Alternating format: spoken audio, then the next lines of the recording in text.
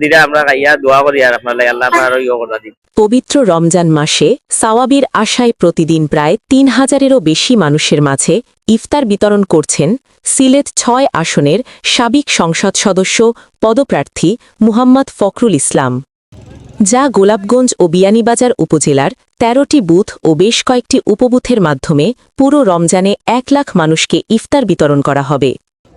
আর এই কর্মসূচির অংশ হিসেবে শনিবার গোলাপগঞ্জ উপজেলার মিরগঞ্জ বাজারে মুহাম্মদ ফখরুল ইসলামের পক্ষ থেকে দায়িত্বশীলরা ইফতার বিতরণ করেন।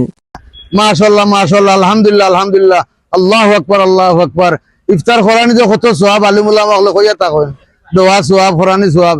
যে আল্লাহ তুমি ফখরুল ভাইরে হায়াতে তৈবা দান করো, আর ফখরুল ভাইরে সেবার পিছনে আমরা যতটুকু করার লাগে আমরা তাই শরীক করলে আমরা ফখরুল ভাইয়ের লগে আমরা ইনশাআল্লাহ একাত্মতা ঘোষণা করবো।